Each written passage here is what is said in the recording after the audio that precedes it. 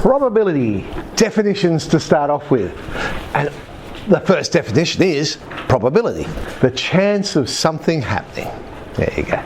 There are different types of probability. There's experimental probability, which you might have seen called relative frequency.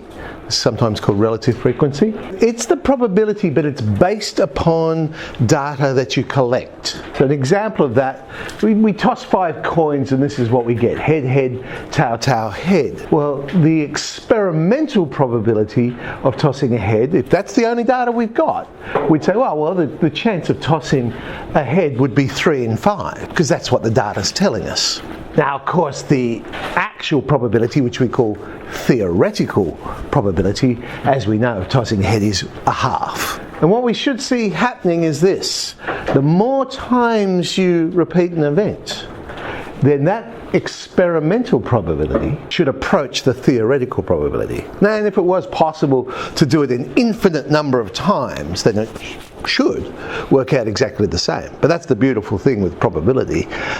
Just because it should happen doesn't mean it will happen. The sample space then is all of the possible outcomes you could have, everything that could possibly happen. And then the event space is just a number of ways what we're interested in looking at. So the particular event, how many ways could that happen? Equally likely events that have the same chance of happening. So equally likely to happen. Which then brings us to mutually exclusive events. And that means only one possible outcome can occur at any one time. Now here's an example. Back to the coin toss.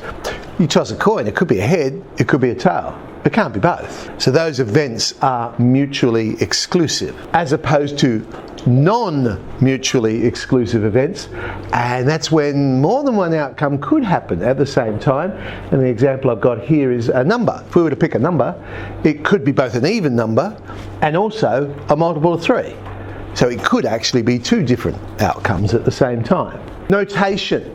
We usually, weirdly, choose P for probability. So P, and then in the parentheses, whatever the event, whatever it is we're interested in looking at.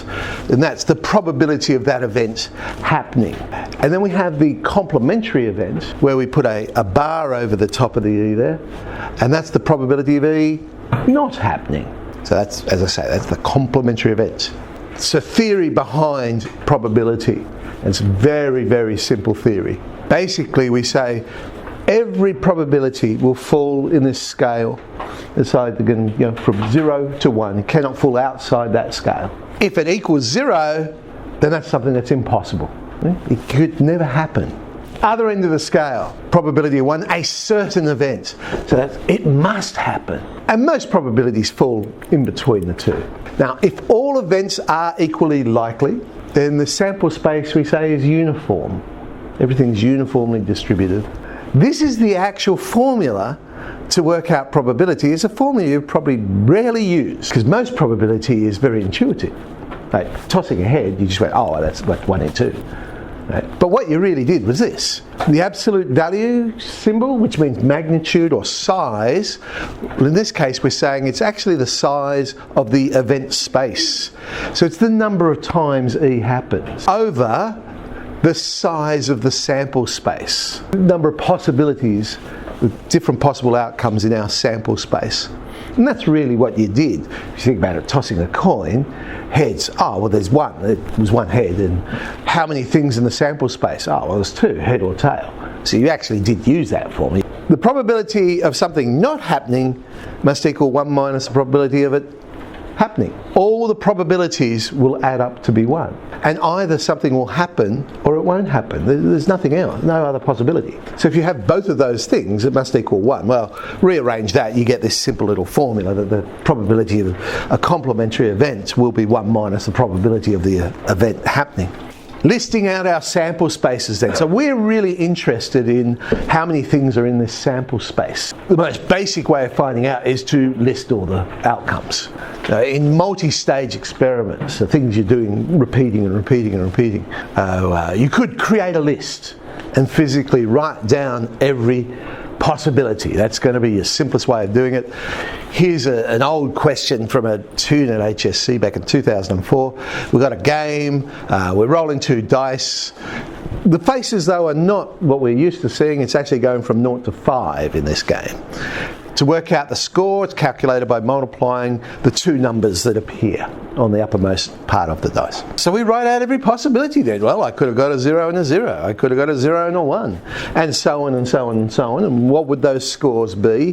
There is my sample space. I have all 36 possibilities there. It then becomes a very simple matter to work out questions like this. So they asked, what's the probability of scoring 0? Oh, well, let's have a look. Oh, there's one, and there's one. Oh, yeah, that's one too. Oh, yeah, that one. Oh, look, there's one. Oh, another one. Fantastic. How many did I get? I got 11. 11 out of 36. What's the probability of scoring 16 or more? Well, okay, let's have a look. Oh, there's 16. Oh, 20 is bigger than 16. Oh, so is 25. 4 and 36. Now, by the way, have a look at how I'm writing my answer.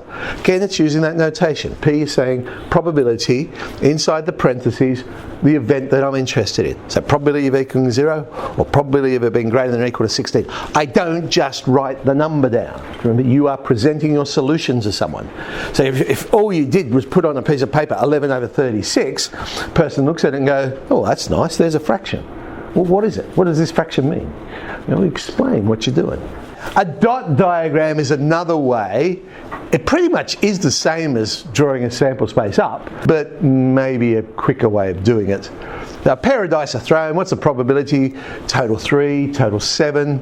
And go, oh, well, I'll just draw up a grid here, and there's all my possibilities, and I put a dot for every outcome that could happen. I've got to be honest with you, I've never used a dot diagram in my entire life. But anyway, it is a way of doing it. It's pretty much the same as just a sample space. So totaling 3, those 2 total 3, 2 in 36, 1 in 18. Total 7, which of course, as you may or may not be aware, is the most common total you could get. And there they all are, right down that diagonal. 6 in 36, 1 on 6. Well, what's the probability of totaling at least 3?